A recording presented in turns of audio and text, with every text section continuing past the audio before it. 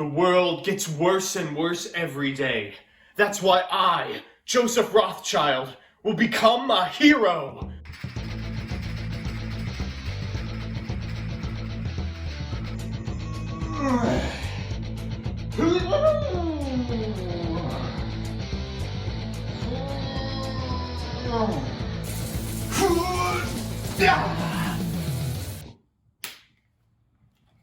What the heck? Thought you were gonna be a hero. Oh, yeah, that was too hard. I'm just gonna play a card game.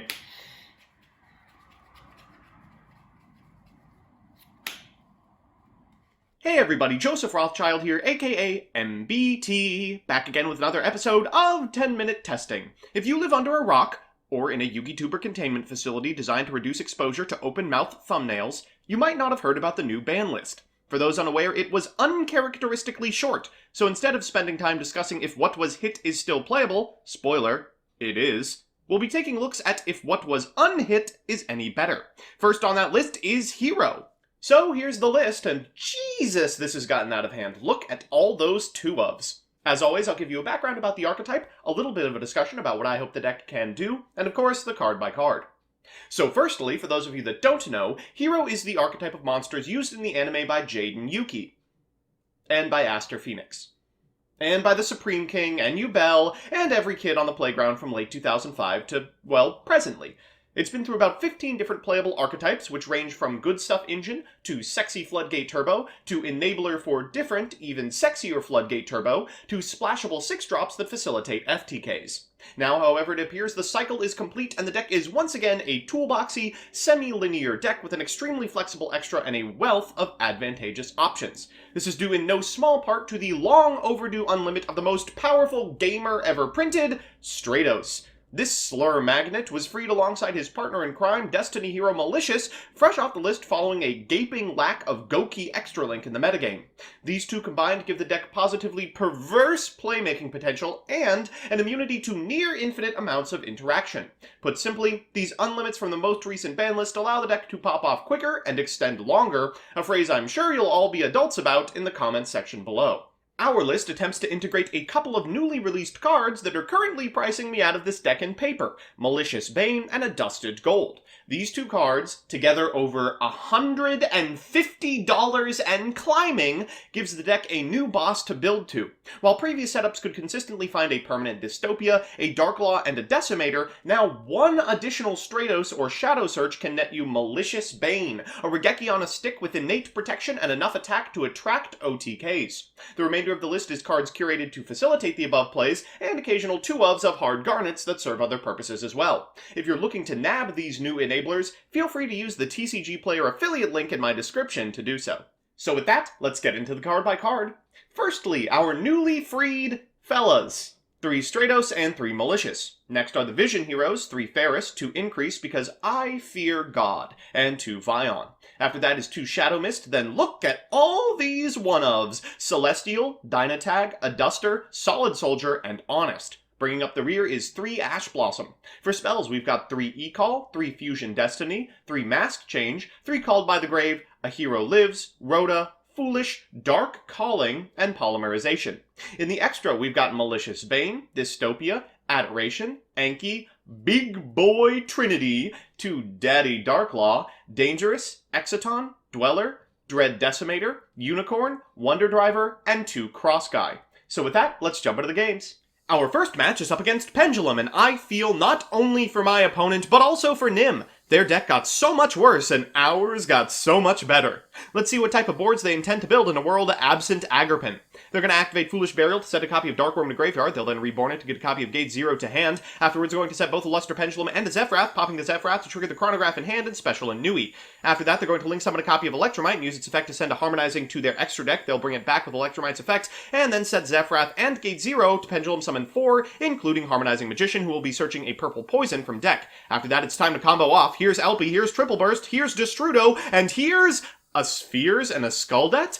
Well, this is a board I can certainly break. They're going to activate Spell Power Control, normal summon a copy of Servant and Endymion, and then make an FA Dawn Dragster with the Destrudo in the graveyard. So we've got a Spell Negator, this weird bounce effect, And nothing else. Let's take a bunch of actions to try to prompt them. We'll activate Vion first, then we'll activate Polymerization. Sucks to draw, but we gotta get that Malicious out of our hand. We'll activate Malicious's effect, and finally they decide to blink. They'll use Hieratic Spheres to get a copy of Destrudo from deck. We'll go into Crossguy, bringing back this copy of Malicious. We'll activate Crossguy's other effect for an Adusted Gold. We'll use Malicious's other effect. God, it feels good to have so many of these, and we want to banish this copy of Destrudo, but we gotta get the Spell Negator off the field first. In main phase 2, we'll activate Dark Calling for Malicious Bane, wipe our opponent's board, and pass it back. Our opponent, seeing their draw, decides to concede. So, obviously the deck is adept at going second, but how does it fare going first? Let's find out in this match against Nekroz, a deck that I have built in paper and desperately hope is good. We're going to lead with a copy of E-Emergency Call to get a Stratos. We'll normal summon the Stratos and use its effect in order to get a copy of Ferris to hand. We'll activate Ferris, an easy way to get the Malicious out of our grip. To get an increase, we'll special summon the increase and special summon a Vion from deck. Use Vion's effect to send a copy of Shadow Mist and add ourselves a copy of Honesty. We'll activate Vion's second effect for Polymerization before going into Crossguy. We'll use Crossguy's effect twice and get ourselves a copy of Celestial. That allows us to have material for this Polymerization and a hard cast Dystopia. We'll use Dystopia's effect, burning for 1600, and that's time in the round. Afterwards, going to go into Decimator, so it's always on. Set a copy of Mask Change and pass it back. This is a little bit telegraphed. Our opponent's going to Celestial Observatory regardless. We'll go into Dark Law. They're going to draw a couple of cards, one of which will be banished. Afterwards, they're going to activate Bryo, but we have the Ash Blossom. With nothing left to do, they'll pass it back to us, and oh my goodness, we draw another increase. We'll activate Fusion Destiny to get our remaining target out of our extra deck, a Dangerous, before adding a copy of Adusted Gold to hand, going to battle phase, attacking for 29, and lethal. So, it's time for game 3, and you know what that means, a best of 3 versus meta. Our opponent's playing Salamangreat, which is, in a lot of ways, a spiritual successor to Hero. Unfortunately for us, our opponent's going first, and their grip is insane. But unfortunately for our opponent, so is ours. Let's see if we can beat their turn 1 board. They're going to lead with a copy of Salamangreat Circle, adding a Gazelle to hand. They always seem to find it, don't they? Afterwards, going to normal summon a Jack Jaguar and go to Balinks. They'll trigger the Gazelle effect in hand, sending a Roar to the graveyard and adding a Sanctuary to hand. Afterwards, they're going to activate Sanctuary and link summon a Sunlight Wolf, bringing back the Jack Jaguar so they can add back the Gazelle with the effect of the Sunlight Wolf. They'll go into Balinks, summon another Sunlight Wolf, add back the Roar, set 2, and pass. For turn, we draw Hero Lives, which is great. We'll activate it. Our opponent's going to activate Ash Blossom. Shoot, that's a piece of disruption I wasn't planning for. Well, I can't pass up the opportunity to give them a choke point, and they can't pass up the opportunity to Roar our Solid Soldier. We'll then Fusion Destiny to get a copy of Dangerous. We'll send Shadow Mist to graveyard, then activate Ferris's effect to get ourselves an increase. We'll activate Increase's effect, and oh! We could play through 2 pieces of disruption, but not 3. We'll E-Call for an Honesty Neos, bring back a Malicious so we're not dead, and pass it back to our opponent. Our opponent's going to lead with the Jack Jaguar in graveyard, and oh my god, this thing has Piercing. They'll normal summon a copy of Gazelle, sending a copy of Spinny. They'll special a Spinny, and stop the combo there, because I am at a cool 4,000 life points as a result of a Hero Lives. Well, that's game 1. So, it's time for game 2, and I am taking no chances whatsoever. I don't know how Salamangreat deals with a Dark Law and a Dystopia, but I am aiming to find out. We're going to start with a copy of Solid Soldier, which thankfully our opponent doesn't have interruption for. We'll special summon a copy of Stratos and use its effect to get a Ferris. We'll use Ferris's effect, and wow, this card is insane, to get a copy of Increase and send the Shadow Mist from our hand to the graveyard. We'll add a copy of Honest Neos off of the Shadow Mist before special summoning an Increase and eating an Ash. Okay, things are getting crusty now. We'll go into a Wonder Driver, Mask Change into a copy of Dark Law, and then use Wonder Driver's effect to set this copy of Mask Change again, should we need to Dark Law twice on our opponent's turn.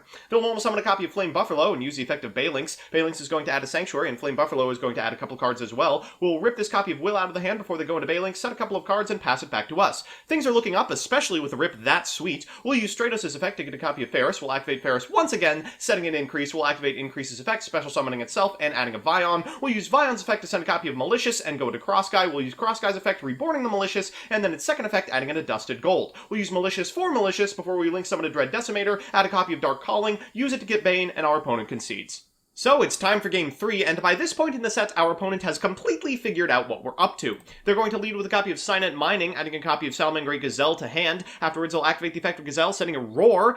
Next, they're going to normal summon a copy of Foxy, finding off the top. Oh, Circle, come on! They're going to activate Circle to get a copy of Foul before Xyz summoning a copy of Mirage Stalio. They'll special summon the Foul and special from deck a copy of Jack Jaguar. Uh-oh, that's 2 4s. They're then going to link summon a copy of Sunlight Wolf, activate Sanctuary, get another Sunlight Wolf, bring back the Jack Jaguar. Yikes, and overlay for an Abyss Dweller. They'll set 2 and pass it back to us. Okay, can we win the game without any grave effects? potentially.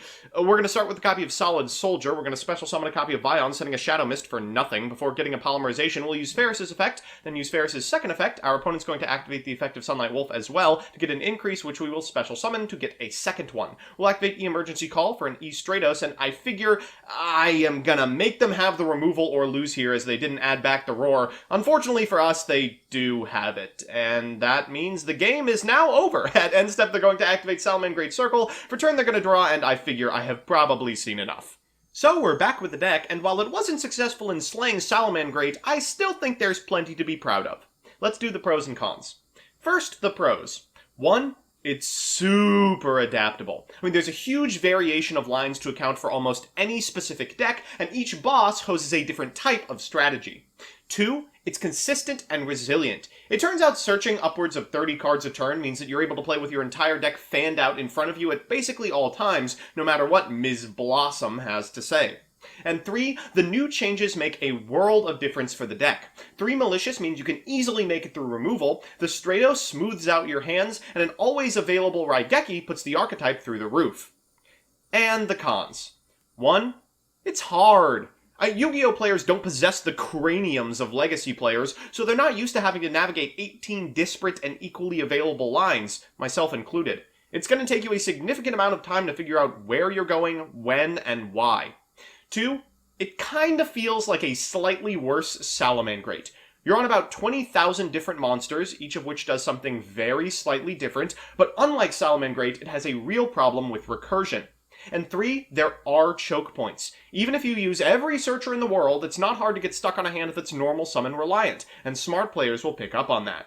All in all, it's an extremely exciting deck that will only get better as pilots learn to navigate its heroic lines. I'm not saying it's going to be tier 1, but I wouldn't be surprised if it was at the very least playable. So that's that. While I appreciate all of my viewers, a special thanks to my patrons, especially Crispy, Sirtachion, Utterly J, Mika Reichman, Distrin, Lucas Geardis, Adam Trevino, Second, Lieutenant Labcoat, Fiore, Meepmoto27, Burrito Man 93, Adrian Bra, Adam Sunquist, Isaac Jackson, and Donnie Fillerup. If you like what you see, please consider subscribing, and if you want to be part of the process, follow me on Twitch as well. Otherwise, I'll see you next time.